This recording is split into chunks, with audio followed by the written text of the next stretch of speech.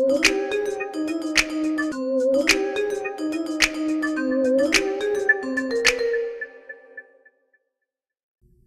were talking about kids not understanding the consequences of their actions, but what about parents these days? Do they understand the consequences?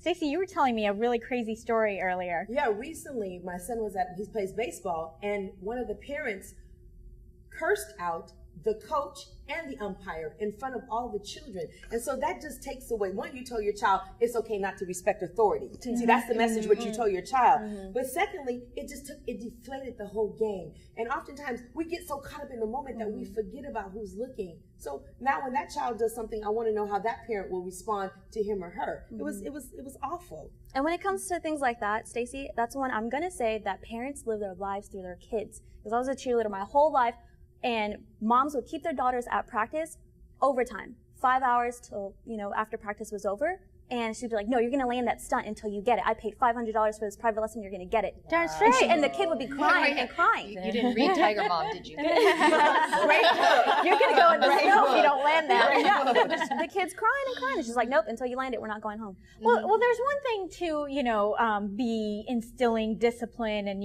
really keeping persistence. But there's another to, showing bad sportsmanship and things like that. And it's true. A lot of times parents forget that we model behavior for our children.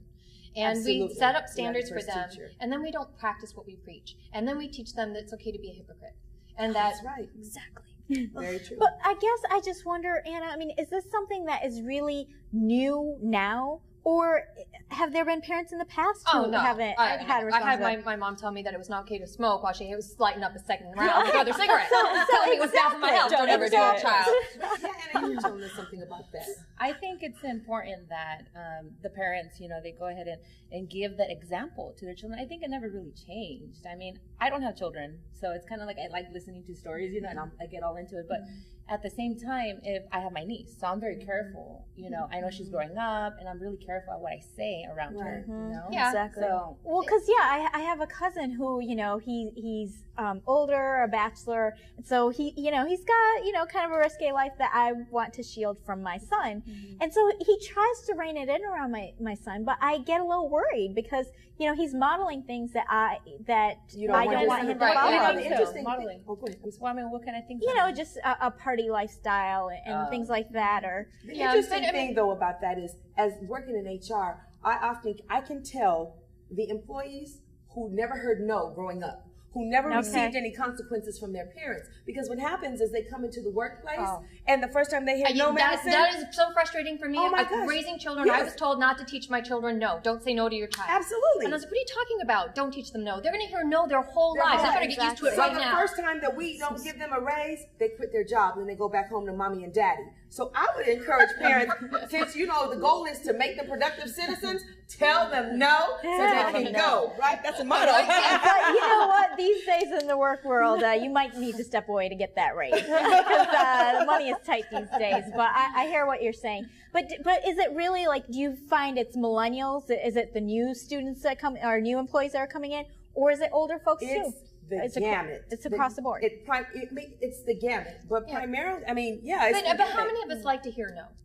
No. Who likes to hear no? It's the part of the life. That's right. No one likes to hear I can no. tell them. But once we get used to hearing it, once we get used to dealing with no. But as parents, Madison, you have kids. We work all day long, so we don't want to tell them no. So we take them to Target. I tell my kids no. I tell them no. Instead of saying no, we buy them. But even for me, growing up, whenever my parents told me no, I'd be like, why not? I want to find out why, and how am I going to get it? I get it. Yeah, and so I use that as my mentality now. That's my motivation. So I'm going to tell me no and be like, I'm going to prove you wrong. wrong. When you come work for me, I get you right. I agree with that. There's an entrepreneurial spirit that we're putting out there too. Of you hear no, don't accept that. You can do whatever you want to do. So where's the balance, I guess? I don't know where that balance is. Well, it goes back to the balance is the authority.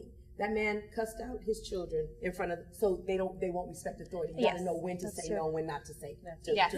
That's absolutely right. You've got to show respect. The next thing you hear is the kid cussing the coach. All right. Well, we can't have that. All right. We'll be back with more with Every Way Woman.